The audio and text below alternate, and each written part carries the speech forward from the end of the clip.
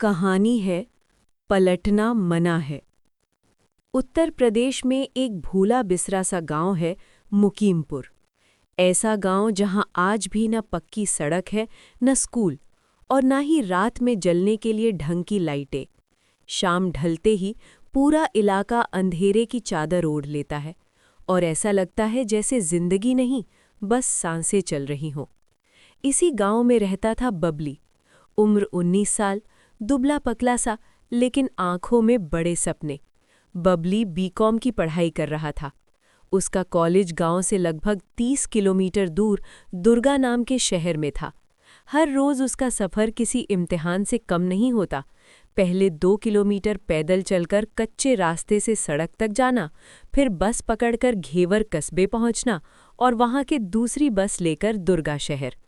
आखिरी पेपर की रात। इन दिनों बबली के बीकॉम के अंतिम पेपर चल रहे थे। आज उसका आखिरी दिन था, लेकिन किस्मत ने साथ नहीं दिया। पेपर उम्मीद के मुताबिक नहीं हुआ। दिल भारी था, दिमाग उलझा हुआ।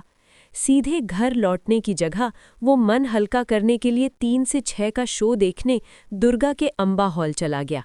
सर्दियों की ठंडी शाम, और जैसे ही वो हॉल से बाहर निकला, चारों तरफ गहरा अंधेरा। हवा में अजीब सी सिहरन थी। बबली जल्दी से घेवर की बस में बैठ गया। बस रफ्तार से भाग रही थी, लेकिन उसके दिल की धड़कनें बस से कहीं ज्यादा तेज थी। वो बार बार घड़ी देख रहा था। उसे बस एक ही डर सता रहा था, आखिरी गांव वाली बस कहीं छूट ना जाए। किस्मत से वो दौड़ते हुए गांव की आखिरी बस पकड़ लेता है। अब उसे लगा, चलो आज तो बच गया। सन्नाटे का रास्ता। रात के ठीक 8 बजे बस ने उसे गांव से थोड़ी दूर समाधि के पास उतार दिया। चारों तरफ मौत जैसी खामोशी। दूर दूर तक न कोई इंसान, न इंसान की जात, सिर्फ हवा की सिसकारी। बबली कच्चे रास्ते से धीरे धीरे गांव की ओर बढ़ने लगा। ऊपर चांद पूरी चमक से रास्ता दिखा रहा था, लेकिन दिल के अंधेरे को कोई रोशनी दूर नहीं कर पा रही थी। तभी उसने सुना, छम छम। पहले हल्की, फिर थोड़ी तेज। उसे लगा शायद कोई और भी उसी रास्ते से जा रहा होगा, लेकिन जब उसने चाल तेज की तो वो आवाज़ भी तेज हो गई। अब बबली का दिल जोर जोर से धड़कने लगा। उसे याद आने लगे गांव के बुजुर्गों की बातें, कि रात में अगर कोई पीछे से चले तो कभी पलट कर मत देखना बेटा, क्योंकि हर चलने वाली चीज़ इंसान नहीं होती।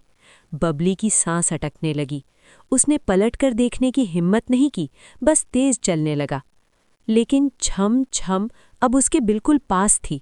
अब वो चल नहीं रहा था, वो भाग रहा था। कच्चे रास्ते पर उसके पैर फिसल रहे थे। दिल कह रहा था, आज शायद किस्मत भी साथ छोड़ देगी। कुछ ही देर में वो गांव की सीमा में घुस चुका था, लेकिन पूरा गांव ऐसा लग रहा था जैसे कोई शमशान। हर घर सोया हुआ, हर खिड़की बंद, हर दरवाज़ा जैसे कह रहा हो कि यहाँ मत रुकना। आखिरी मोड़।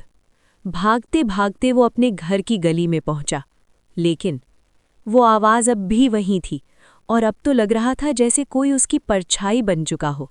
बबली ने कांपते हाथों से दरवाज़ा पीटना शुरू किया। माँ, माँ, जल्दी खोलो। अंदर से माँ की घबराई हुई आवाज़ आई, आ रही हूँ बेटा, रुको। दरवाज़ा खोलते ही बबली अंदर घुसा और झट से गेट बंद कर लिया। उसकी सांस फूल चुकी थी। सर्दी में भी पसीने की धाराएं उसके चेहरे से बह रही थी। दरवाजे के बाहर फिर वही आवाज़ आई, छम छम, और फिर धीरे धीरे वो आवाज़ दूर होती चली गई। भयानक सच्चाई। माँ ने घबराकर पूछा, क्या हुआ बेटा, इतना डर क्यों रहा है? लेकिन बबली कुछ बोल ही नहीं पा रहा था।